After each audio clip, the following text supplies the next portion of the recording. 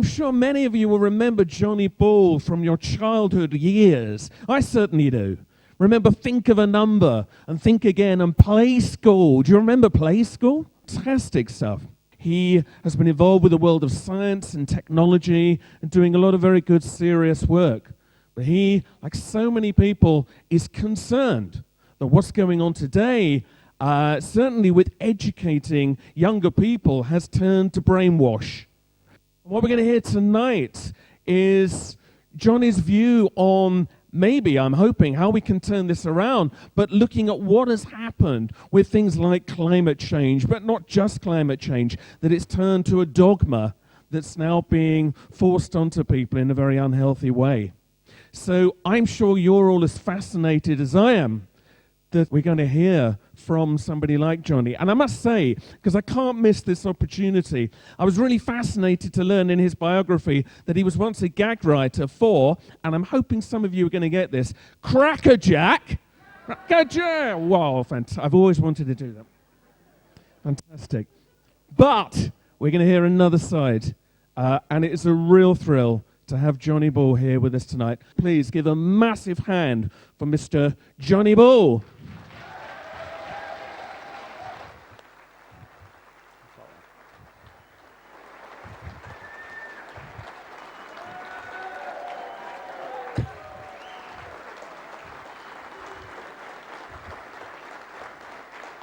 You're very kind. You're very kind. You're very kind. Occasionally, I need people to assist on stage. Have we got any volunteers? Oh, don't worry. I've got an arrow for pointing at people over there, you see. And I've got an arrow for pointing at people over there. And it's a very simple device. There's a carved arrow on the front side, point top side, arrow on the back side, point top side, arrow on each side, pointing to the top side. Are you with me so far? If I turn this around, the front side is probably the right side, the back side is pointing to the left side. So what I've actually got is an arrow on each side pointing to opposite sides. Front one goes down, back one goes up, arrow on each side pointing to opposite sides. Front one goes left, back one goes right, arrow on each side pointing to opposite sides. So if I turn this around, the front is pointing up, the back must be pointing up. Look, that's enough of that. Now, look. So that's one thing to remember. We can be confused by facts, and we can be confused very easily. And the world is never a right place. I've got a story, only one story that I thought I'd give you, because I think it's a lovely story, about a reporter in Jerusalem who had no stories, and his boss rang him and said, if you don't file a story in the next 2 days, you're out of a job, that's it. Put the phone down. So he went looking for a story in Jerusalem, and he came to the Wailing Wall. And he said to a bloke, he says, is there any characters here? Anybody who could give me a story? And the fellow said, characters? The fellow on the end. Shabby coat, shabby hat. Here every day. Might be a story. So he goes to the chap and he says, excuse me. And the fellow is praying against the wall. He said, can I have a word? He said, yes, my son. He said, I believe you're here every day. He said, every day. He said, how long have you been doing this? He said, 37 years. He said, every day, every day. He said, and what do you pray for? He said, I pray for peace and tranquility and harmony between the Jewish faith, the Roman Catholic faith, and the Muslim faith. He said, for 37 years. He said, do you think it's working? He said, no, it's like talking to a fucking brick wall.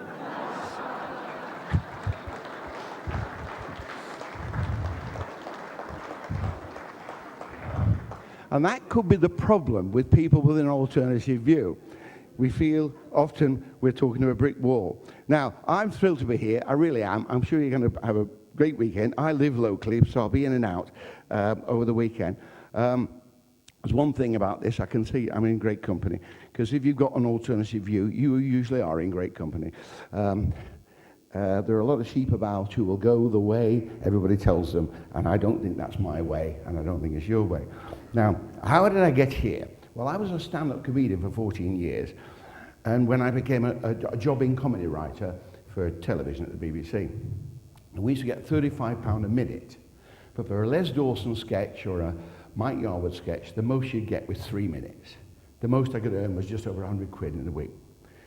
And then I was asked to write for Play Away on children's television. I was already in children's television, And they asked me to write it, and they said, how much should we pay you? I said, well, the adults pay £35 a minute. How about 30? Great, they said. The first week, 16 minutes. The next week, 18 minutes. The next week, 20 minutes. And I was earning money at last in writing. And the die was cast. I was in children's television, and I've been there for a long, long time, 25 years at the BBC. One day they asked me, if you had your own series, what would you do? And I said I'd do a program about maths. And they looked askance. But it had been my hobby since I was 17, and that's what I did. And in the first series, we won BAFTA, and I was off on a career, and it finished up with 23 series I wrote and presented. And that was great. Because I work with children, though, I've been classed as lightweight and swept aside for a long, long time, very often. But that doesn't worry me, because I don't mind being lightweight in the clarity of what I say and what I think, because I think it helps.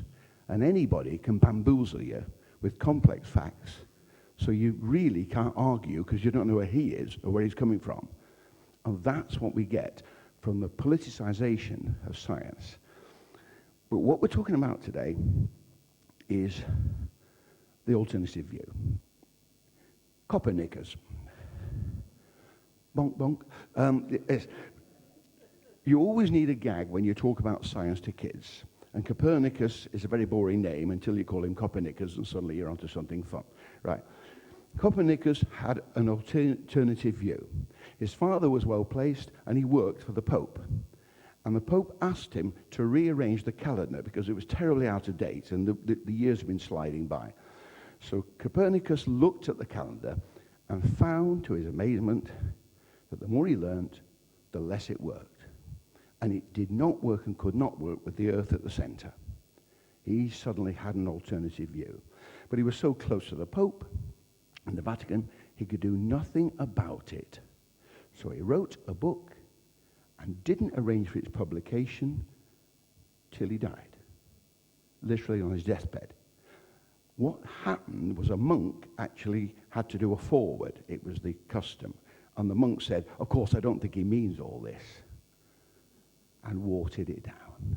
And that's what you get when you have an alternative view. People either shoot it down or water it down. And that's what they did for him. Luckily, it's sustained because there's another guy with an alternative view. Galileo, Galileo. He was a poor boy from a poor... Right, Galileo picked up Copernicus's work.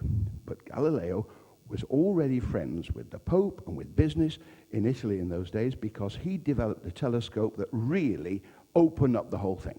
He could see the Saturn's rings, the Jupiter's moons, the mountains of the moon. He could see spots on the sun and already started to conjecture that those spots changed and moved across the face of the sun. He went blind doing this. But he conjectured that something about the sun's activity might have something to do with the climate on Earth, even in his day. But he realized the Earth wasn't at center. The Earth was like the other planets. The only thing that was the center of the sun. And so he had the alternative view, and he had to get through religion. And he was shrewd as hell. He knew it was no good standing there and ponting, you're all wrong, I'm right. He knew there was no chance. So he set up stories where he discussed the issue with 2 and then 3 people. And one was pro-science and the other was pro-religion. And the one in the middle was the man in the street who said, what's it got to do with me? And that, how much fairer could he be? So that was reasonably accepted, and people started to read it. But some Jesuit activists pointed out that the priest in the stories was called Simplicio, simpleton. And they said, and that means the Pope. Now, the Pope was actually friends with Galileo. They were friends. Galileo was high-ranking. And he said, I don't think it's the case, but they said, I assure you it is. So he was charged with heresy. When you charge somebody with heresy, you're up a gum tree. Because if you don't prove them guilty, then you, and the Pope charged him with heresy, if you don't prove him guilty, then you, the accuser, are guilty of heresy. It's a stupid law, but that's the way it was. So Galileo had to recant, had to say, okay, perhaps it's not so. And what did the Pope do? Slap him in jail, torture him, kill him? No. They gave him house arrest for the rest of his life. They couldn't have been lighter on him. So the church really were beginning to think, is he right or wrong? But they couldn't throw the rule book out. They couldn't do it. So when we talk about the Pope against Galileo, it's much overplayed. The Pope had to move that way, but house arrest. And not only that, Galileo was allowed to choose his own house and where it was. So he lived in Rome, then he lived in Florence, and then he went home and he died. But all the time he was there, people came to see him, and it was open house with all the scientists of the day. So it wasn't bad. So there you are. He moved on. Now, he had a different view, and thank God he was put under house arrest, because only when he was put under house arrest did he write down his mechanics, his understanding of how balls fell, rolled downhill, how cannonballs fly through the air. Thanks to his maths, nobody ever built another city wall in the world, because now gunners with his maths could hit the target over the wall. So he changed the world. So he still changed the world, and people were listening to him, and people were looking through his telescopes, and people were thinking. So although he had an alternative view, it was now building. It was now building. So along comes Isaac Newton, and Isaac Newton, another man with an alternative view. Isaac Newton couldn't tolerate the church as it was, that believed in God. Fine. He was happy with that. There has to be a creator that sorted all this out. The Son of God? Possibly. Possibly. But was it a story that's been passed down? Has it been built up? Has it been overemphasized? Was it a virgin birth? We don't know. And the one thing he couldn't stand, the Holy Ghost. What the hell is a Holy Ghost, he said. And so he couldn't accept the Trinity. Because of that, this brilliant scientist who took Galileo's work and Kepler's work, now you've got to remember how brilliant he was. He read Galileo, things falling, cannonballs flying through the air. Kepler's work, planets going around the sun. Both absolutely correct. Both knowing the sun was at the center. He took their work, he said, this is the same maths. I'll put the two books together and I'll call it gravity. Now we call him the greatest British genius that's ever lived. He read two books. But don't you see, if you read the right books and you gain the right knowledge, you feel that you can't fall off. And he couldn't fall off. And he extended it tremendously. He was the first person to say, if gravity is holding us all together, do you not realize that every particle in the universe is attracted to every other particle in the universe? And that attraction is based on their combined weight and how far they are apart. That was sheer genius. And that took a long time for people to accept. But there was another alternative view. What happened to him? He died. And after that, the Royal Society, who'd taken a long time to take him in, actually took him in because the academics wouldn't give him a job because they didn't believe in the Trinity and the religion. So they took him in, and he had a nice end of life. But when he died, they stuck with him. And his idea of fluxions, that's measuring areas under a curve, that's measuring infinitesimal small things. All that, they left with him and his fluxions. And frankly, hardly any of them read it. And Britain sank into an abyss of lack of movement, lack of desire, lack of scientific skill for 100 years. And suddenly we had to have two more alternative viewists. One was Charles Babbage, the man who went close to inventing the first computer, and the other was John Herschel, the son of Herschel, who understood the planet so brilliantly.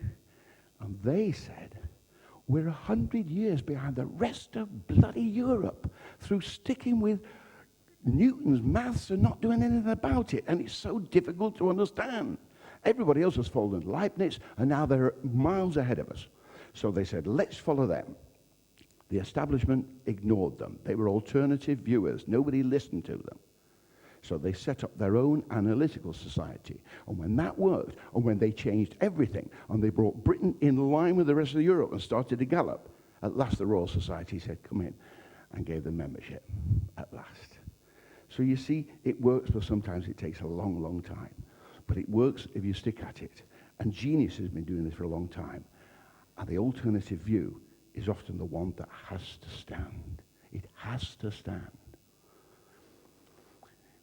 Benjamin Franklin was a great scientist, a great Anglophile. He loved the British so much. He loved to be over here. And he lectured at the Royal Society or anywhere you asked him. He would speak anywhere. A man called Priestley saw him and was absolutely devastated by him. He was only in his 20s, Priestley, and Priestley wrote a book on electricity and was made a fellow of the Royal Society and was off on a career. Franklin was pals with the Lunar Society. Now, the Lunar Society weren't quite like us in this room. The Lunar Society were very rich men. James wanted to discover the steam engine, but he couldn't sell it. He was broke. Matthew Boulton said, come with me, let's go to Birmingham, and we won't sell your steam engines, we'll give the buggers away. So they gave them away.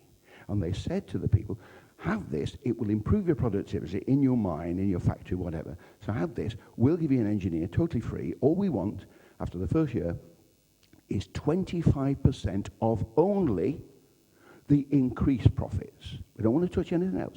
25% only of the increased profits, and then 10% of the increased profits from that point for the next 10 years.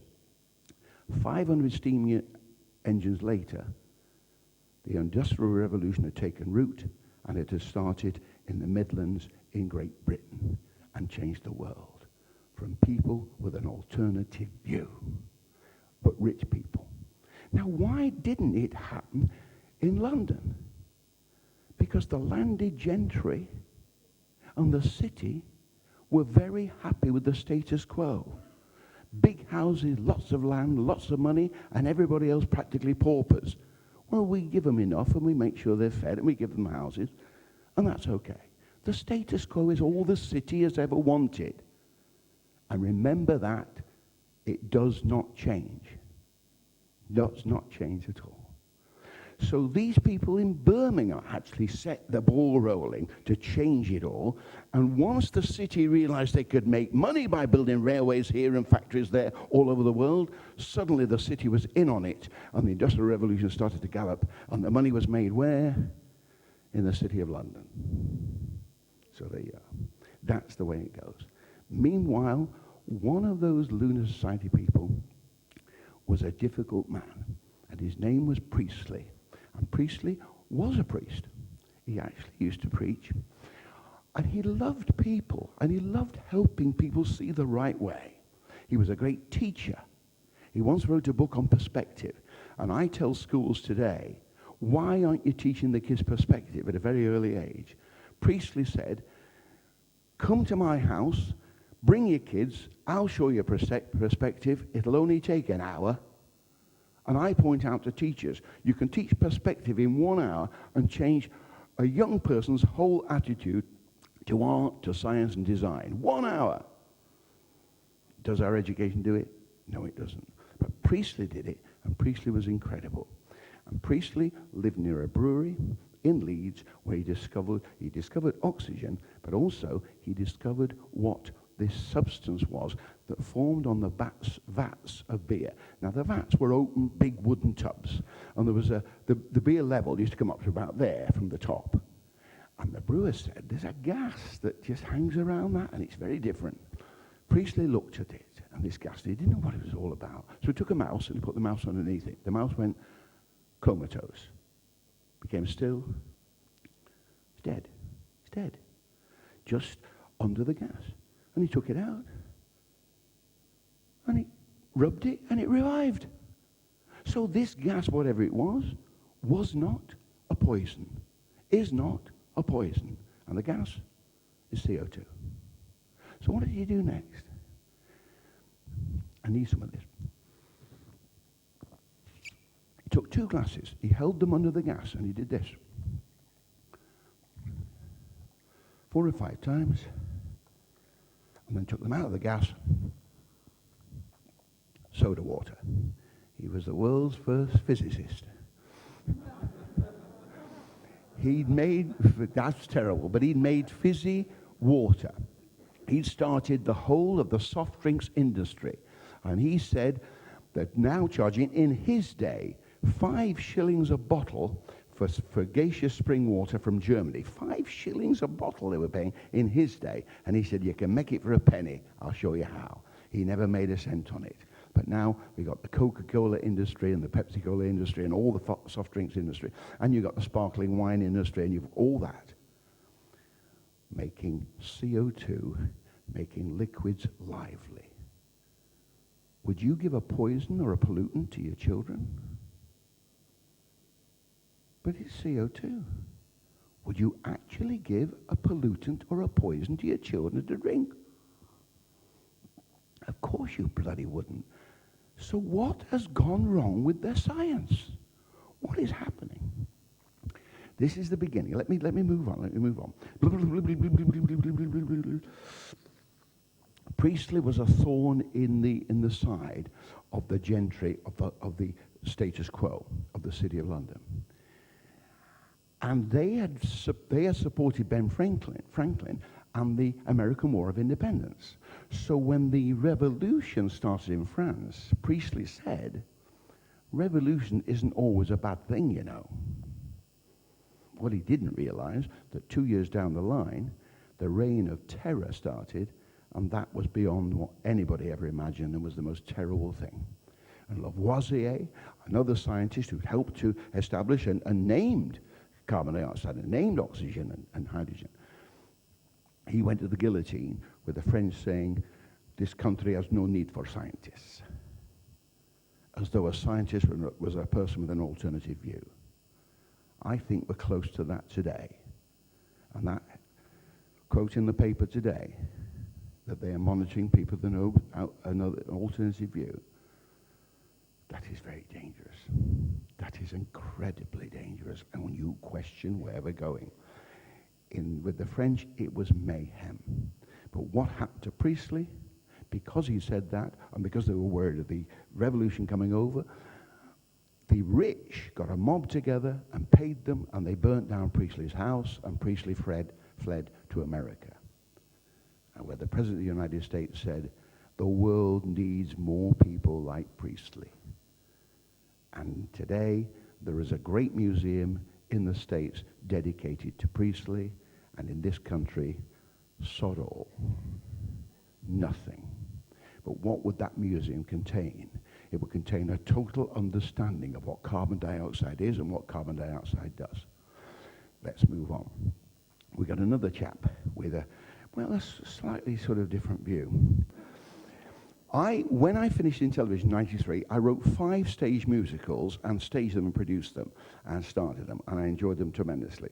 In 2000, we launched Tales of Master and Legends with Blair and Blunkett on stage, and the government paid for it, and we were working to 3,500 kids every single day, 160,000 kids in the year, and in the same year, I had 5 kids in the Dome doing a show that sold every single seat, and the public never knew. Only schools knew that that show was there, and it sold every single seat throughout the year. So I was very active, and it was great. But in one of the shows, I had to explain John Dalton and his atomic theory. And I thought, this is going to be difficult. Not the science is easy. But how can I portray Dalton? Dalton was what? Dalton wore glasses like this. Little pot belly. He was a Quaker, so he spoke like this. Knowest thou canst not split the atom? Oh no, oh aye. Gram when you're daft. He's colourblind. And he was a very quaint bloke. Used to go Crown Green bowling. Built a weather station. Went to the weather station every day to check the weather. Every day for nigh on 57 years. This guy knew science. And I had to explain his atomic theory. And I thought, who does he look like? He lost his teeth when he was very young because of diet, so he had a weak sort of chin. And I thought, the only person I can think of in the 20th century, who the older ones will remember, is George Formby. With me little ukulele and me Andy. He was like George Formby. Both of them, you could stick sand in their face and walk away. Both of them, you blow on them, they fall over. But they were both heroes. George Formby always got the girls and always caught the spies. And John Dalton was a hero beyond anybody's wildest dreams. And he came up with the atomic theory. And I thought, how can I explain it? So what I did was put it to music. I'm going to sing it to you now. John Dalton's atomic theory, a la George Formby. Now my atomic theory I started to create. When I found each element has its own specific weight, oh I, every time you light a fire, as the flames rise higher and higher, to understand just what transpires in my atomic theory. Now whether it's coal or oil you use, whatever fuel have I got news, it's hydrocarbons that you choose. My atomic theory, now hydrogen's the element that we use the most. Carbon is the black stuff you get when you burn the toast. Of course these two will never burn without good old oxygen, and what becomes of them you'll learn in my atomic theory. Ding-a-ding-ding-ding. Every time a fire starts, hydrocarbons split apart, and then the oxygen takes part. In my atomic theory, at first the carbon looks quite spare, oxygen joins as a pair, carbon dioxide hits the air. My atomic theory, then hydrogen and oxygen join up as a team, and they become plain H2O, which billows up as steam. The result of this chemical change, there's nothing lost, nothing gained, but energy is unrestrained in my atomic theory. Ding-a-ding-ding-ding-ding.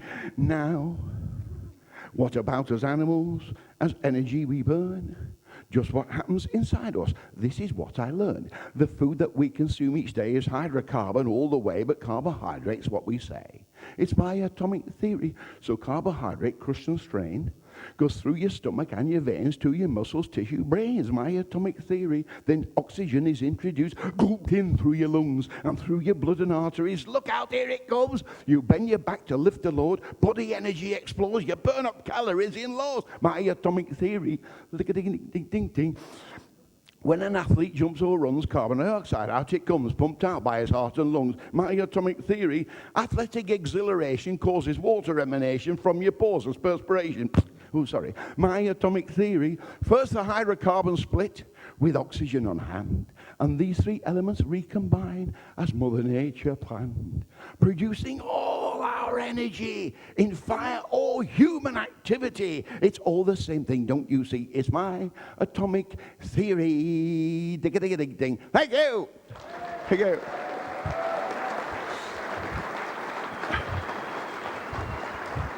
Thank you.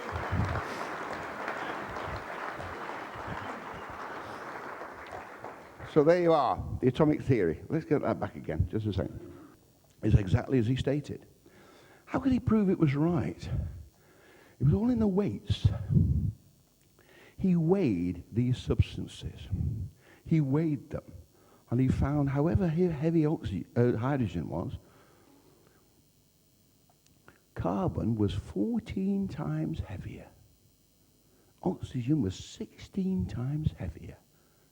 And when they mixed up, the weights were exactly the same. They discovered in Priestley and Lavoisier's day that when you burn something, if you collect everything that burns, don't let anything escape, what you finish up with weighs more than what you started with. And that is because the oxygen in the air has been added to produce the combustion. And it's the added weight of the oxygen that makes ash heavier than the stuff you burned. And now they were understanding the system. So now it was hanging together. And once he'd done this, once Dalton had produced the atomic theory, there was no question whatsoever that it was right. But there were people with an alternative view. A man called Lord Kelvin, brilliant scientist, went to his deathbed saying there's no such thing as atoms. He didn't believe it. But I'll tell you what he did do before he died. He said, I've been a complete bloody failure, haven't I? He admitted that he hadn't moved. He hadn't changed his mind. He hadn't listened to other people. But a colleague of his, James Clerk Maxwell, had not only showed that this works, but had been able to show with colleagues just how big these things were, just how big individual atoms were, just how fast they moved when they bumped about in the air or in a liquid, just how fast. Quite remarkable speeds they were going at. How many collisions in gas at 60 degrees, how many collisions does each molecule of gas have in a second? About 8 billion. 8 billion collisions. And he wrote it down and proved it. And from that, proved the speed of light. All in the same part of bit of research. And all people did after that was confirm it, and confirm it, and confirm it. So this still stands.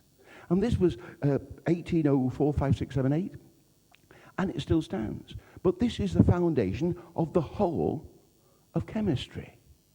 It's the solid root on which, the solid base on which it all builds. This is the beginning of the petrochemical industry. It's the beginning of the pharmaceutical industry. It's the beginning of the agricultural industry. It's the beginning of the paint, dyes, and materials technology industry. It's the beginning of every one of our industries that knock substances about and change their shape, I'm bad living this, I don't know how I am. It changes their very structure to produce all our materials, all the technology. The technology around us today is quite incredible. And when you think about it, we have geniuses doing incredible things with what? With all kinds of different materials and all kinds of chemical processes, just in one device like this. You've got materials technologists to build the case, but you've got chip technologists to get all the information in.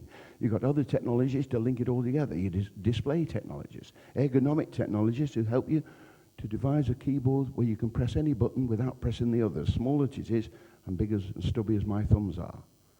And that technology is wonderful. But it's all based on solid science.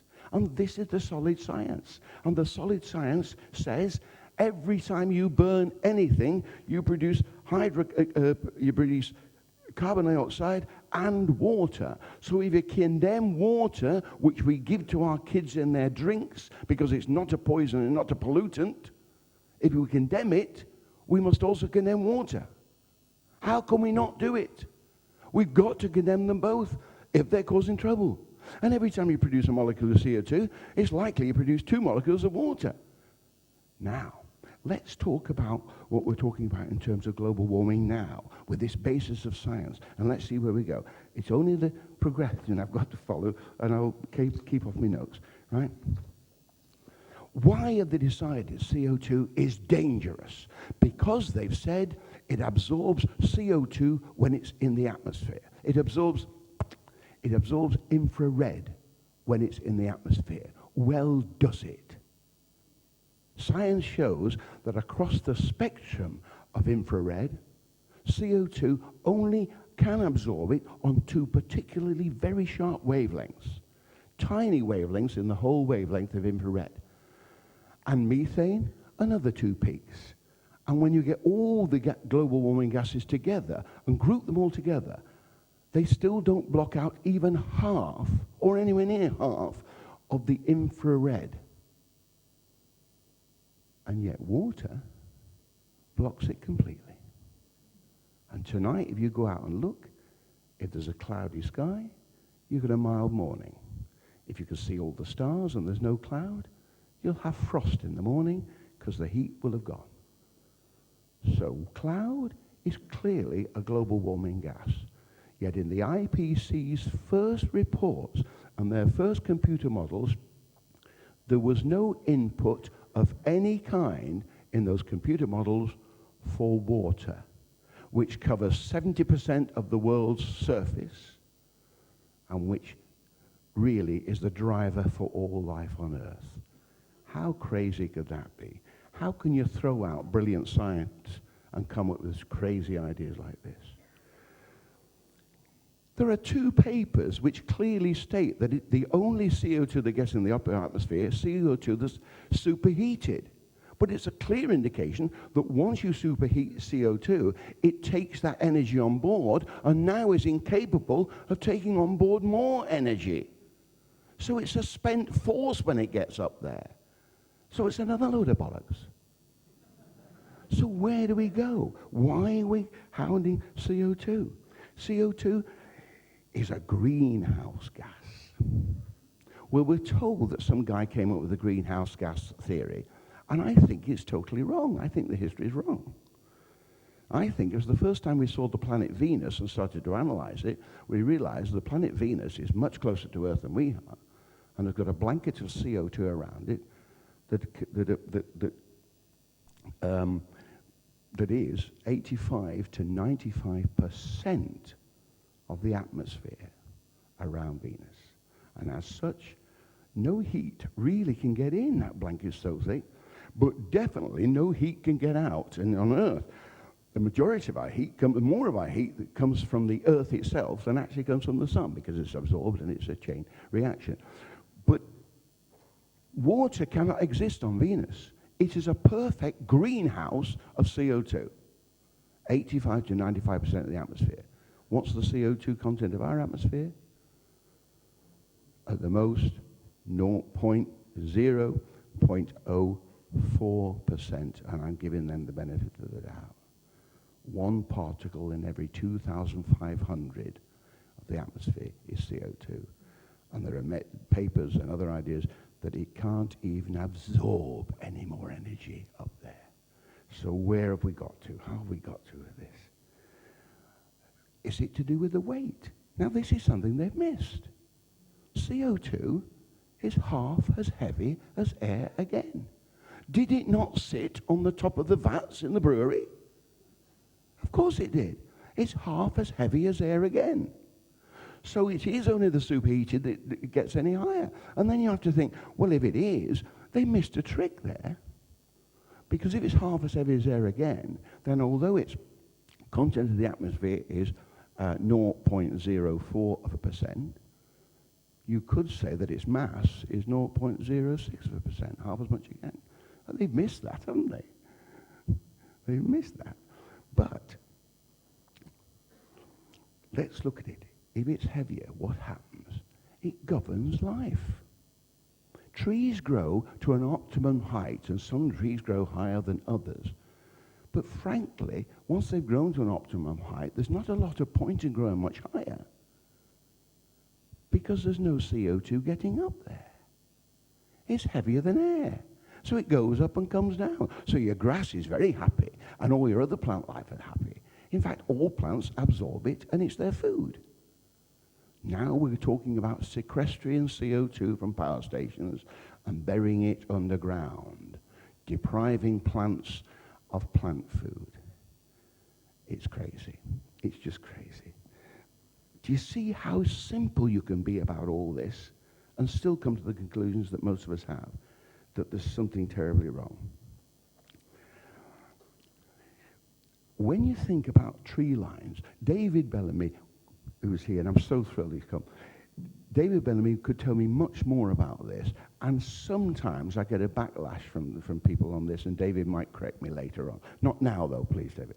Right. Why do we have a tree line? Well, I used to hike on the moors outside Bolton, Manchester, when I was a lad. And I saw there was no trees up there. And I was told, but it's the austerity of the weather, you know, it's the severity of the weather. But it's not. Because I skied 2 miles high this year in Vail, Colorado, through trees. And those trees suffer 20 below for 8 months of the year. And they're fine. So it can't just be the austerity of the weather. Partly it is. Perhaps it's the salt air as well. But a lot of it's to do with the fact that not enough CO2 gets up there. And when you look at grasses on moorland, you find the grasses are drier, they're sparser, there's less moisture in them. Why? Because they grow slowly, because they get less CO2, and they grab the CO2, and they're very hardy as they're waiting for the CO2. And the lichen, you can cover that with snow for the whole year practically, and give it a month, and it will grab some CO2, and you can cover it with snow again for another year. So it's the austerity of the weather. And we're a very small island. So if CO2 is heavier than air, and if CO2 dissolves beautifully in water, then a lot of our heavy CO2 goes down across our cities, across our land, and into the sea. And the sea consumes huge amounts of CO2. Because that CO2 is required. Why? Because of all the plants on Earth, 80% of the plants on Earth are in the oceans. 80%, 4 times as many plants in the seas as there is on land.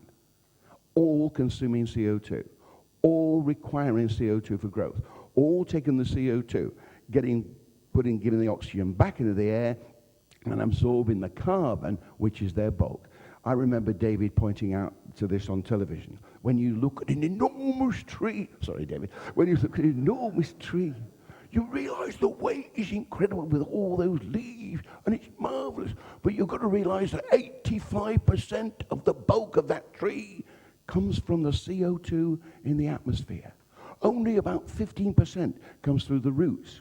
The nutrients, yes, but mostly water. And just as we need blood to keep us supple and moisture throughout our body, so a tree needs that moisture to keep it supple, to keep it moving, to keep it growing, to get the whole metabolism working, to help the process of absorbing the carbon, growing, getting stronger, getting rid of the oxygen back into the atmosphere. This balance is there.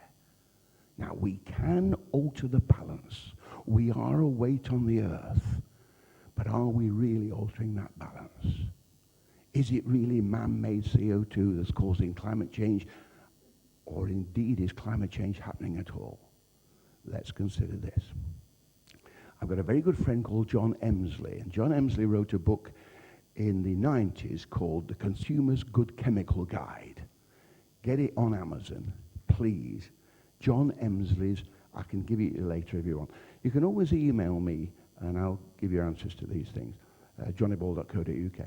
But anyway, John Emsley wrote this book, and the chapter on CO2, we should all read. I could have read that tonight and said all this. He explains that as far as we know, now is he qualified? Well, he was the science writer in residence at the Imperial College, and then he became the science writer in residence at Cambridge University and wrote the ChemCam, the Cambridge Chemical Society's monthly magazine. And I subscribed to it, and he was the best editor ever. He was just wonderful. And he points out so many things. He points out that all man's industry and all mankind produces how much CO2? Well, you and I produce about 2 kilograms a day. And as gas is very light, that's a lot of CO2. But if you play football tomorrow, any of you, no, you'll be here, never mind. You probably produce 2 kilograms in that football match. And a horse or a cow, about 3.5, 4 kilograms every day. And sheep, and so on. And then we've got our industry. And the combined CO2 input into the atmosphere is about 22 billion tons of CO2 a year. But how much goes up and how much just settles down into the oceans, feeding the plants, absorbed? Very little. 22 billion tons. I was booed a slow hand clap from a stage, but I brought it on myself, I must admit, because I had 8 minutes, I went on 22. But with this oil, do you know when they slow hand clap? When I said the University of East Anglia has been caught cooking the books for the sake of their research grants. And they started, thank you very much. And they started to slow hand clap. I just pointed out that we have to be aware of the balance, because we are all, and I said you have to be aware of what you hear from politicians when you remember that we all, including politicians, are 98% DNA identical with chimpanzees. But we're also 50% DNA identical with bananas. So when they slow hand clapped, I said I seem to have upset somebody, so I'd like to apologize to the bananas, and I left it. But they slow hand clap. But I had a very malicious piece in the Sunday Times written by a fellow whose name I won't even mention, but you all know him. But he was very upsetting. And he absolutely paraphrased everything. He was in error about 8 times over a piece that long. 8 times. And he said I was talking about spiders' flatulence. I never said anything of the kind, but I'll tell you what I did say. All the plants on Earth, they rot and ferment. Certain growth rots and ferment. Some of them completely rot and ferment as they die, and then they make way for new growth, and it's a continuous process.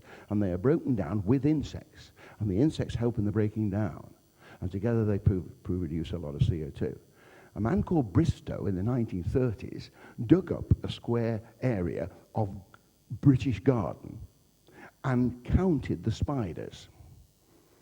And he said, according to my calculation, the spiders in Great Britain eat more in a year than the total weight of the human population of Great Britain in a year. So I've taken that further. Well, if that's for Britain, there are many countries with more spiders than we have. So you could say that the spiders of the world eat more per year than the combined human weight of the population of Earth, 8 billion people, whatever it is, 7 billion people. And when you think about that, they break all that material down and all those gases go into the air with no controls over the flue gases, no controls over it, and it goes in the atmosphere. Now, spiders are only predators. So for every spider, there's a hell of a lot of insects. So the combined weight of the insects on the Earth, this is an estimate, but it's not a bad estimate. For each one of you, how many insects are alive at this moment? About the weight of 7 African elephants in insects, for each one of you. All with a metabolism that's different, but it's an animal metabolism. So it is the same, it's absorbing CO2 and it's giving back oxygen. And it's breaking down things. So the insects and the plants produce about, we think, about 350 billion tons of CO2 a year. Man, 22. A factor of 16 to 1. But we haven't mentioned the oceans. And the oceans have 80% of the plant life on Earth. So it would be a very conservative estimate to double that and say the oceans are producing 350 billion tons of CO2. And we haven't mentioned the volcanoes, many of which are subterranean, and they're belching out CO2. So we have to add that as well. Then we have to add the CO2 that's coming out of the volcanoes on land. So now you're getting up around where? About 800, 900 billion tons naturally produced.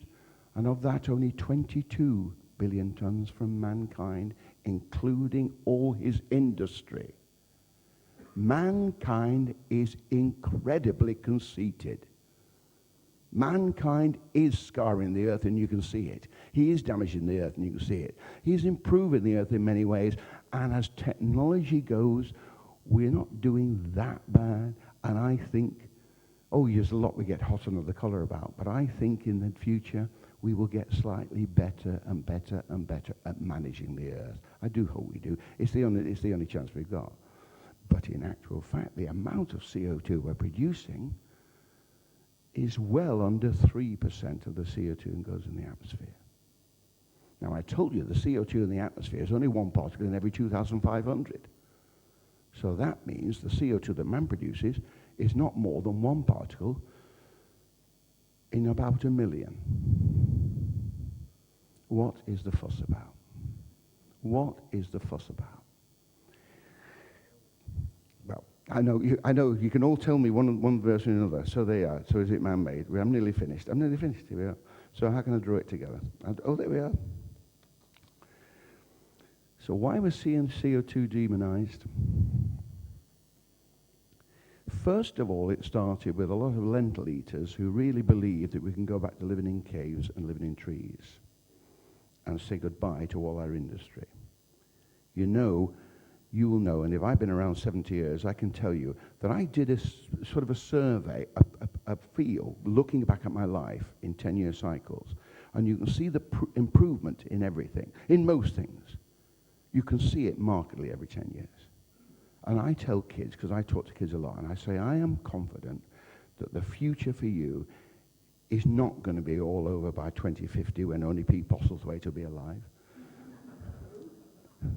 He's the fellow in the film Planet Stupid. It will not be the case. Your future is brighter than we have yet imagined. And I believe it. And I believe our technology will help us to this, and I believe common sense will eventually lead us to this.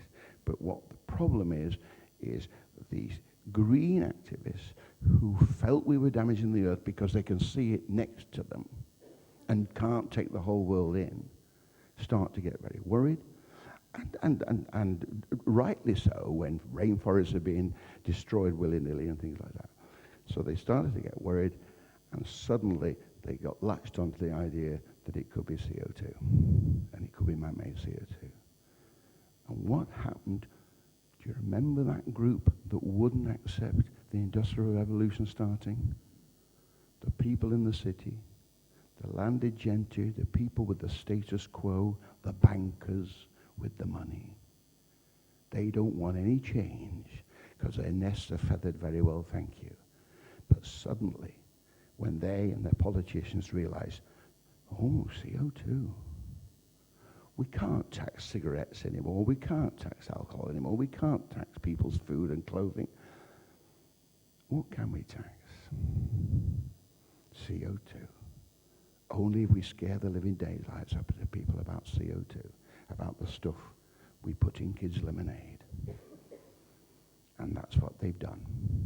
And they've scared the whole world about a totally innocuous thing. I worked last year for 2 car companies who rang me. And when they said, will you talk to us, they explained what they were worried about. And I said, don't go any further. I'll write you an epistle. I always call my letters an epistle if it's more than 1 page. And I said, and if you agree with me saying that, then we can work together. And I said, CO2 is not a danger. It's absolutely natural. It's a natural phenomenon. It is not a pollutant. It cannot be a poison or a pollutant. It is totally innocuous as oxygen and nitrogen. And it's plant food.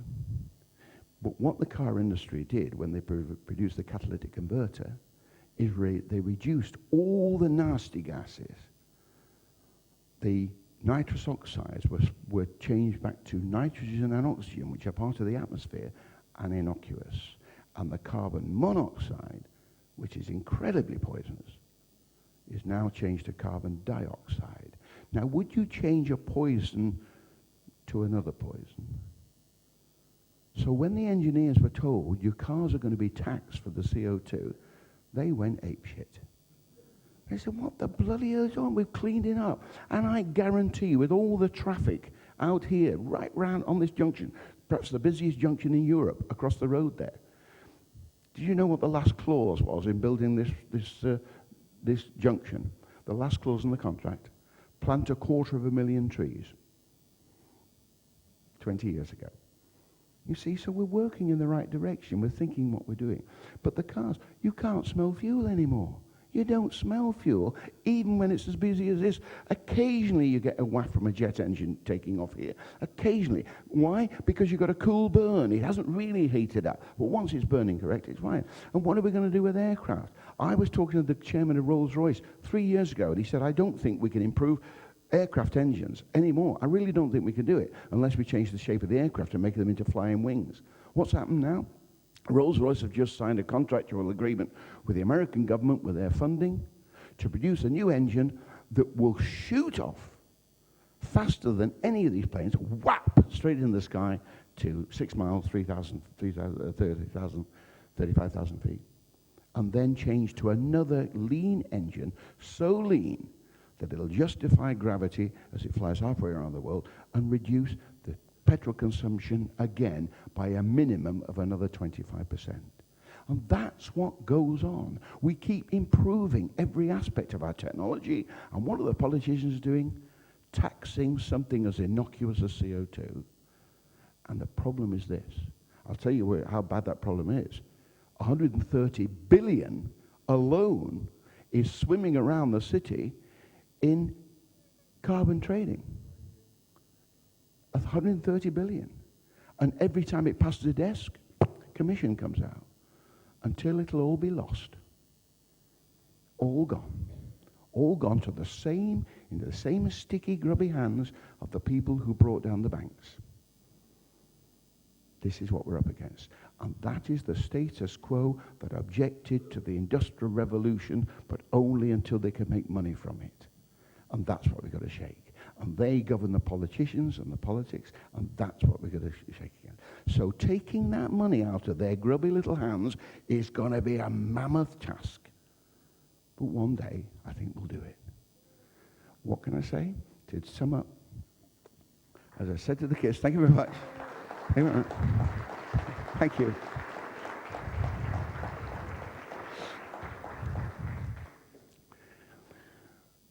Newton said, all I did was stand on the shoulders of giants, and the great scientists before me helped me to stand taller and see further. That's what he said. We have been standing on the shoulders of giants, but today we're wobbling on the shoulders of giants because we've thrown out basic science. And you can't refute basic science. You can't turn your back on it. Once it's established, it's established. And the whole thing hinges on John Dalton's atomic theory and everything we've put on top of that since then to improve it. It's all there. You're not the people with the alternative view. The government and the city are the people with the alternative view. The European Parliament are the people with the alternative view because they're defying science. And they've got enough scientists by giving them funding to sell virtually lies. I'm saying virtually lies. You get to scientists to tell you what they think, and they won't. You get an actual statement that says why they are certain man-made CO2 is causing climate change. They won't tell you. They say, oh, it's all proved. But they won't tell you. It's just preposterous. I opened a building, the maths building at Loughborough College. This is a great honour. And I spoke to them, and I finished with this and this. One chap walked out, the other stayed. And I went to the bar with 4 vice-chancellors. And the leading vice-chancellor, who happens to be the most highly paid vice-chancellor in the country, of the 4 Midland universities, said, do you know, Johnny, some of our scientific departments would have gone to the wall but for the funding we've had to prove that man-made CO2 is causing climate change. And I said, but that's irrespective of whether it's true or not. And 4 vice-chancellors went,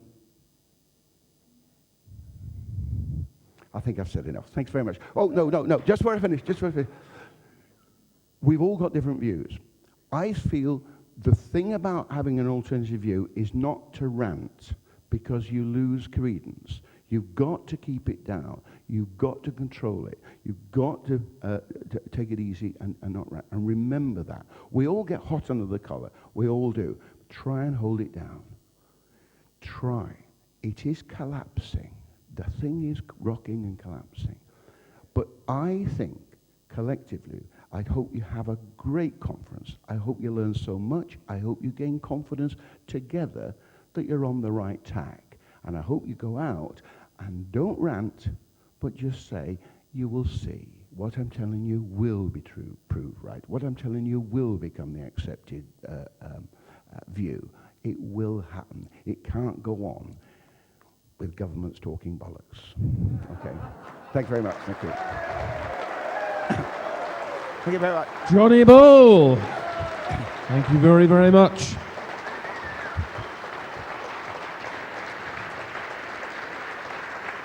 Fantastic stuff.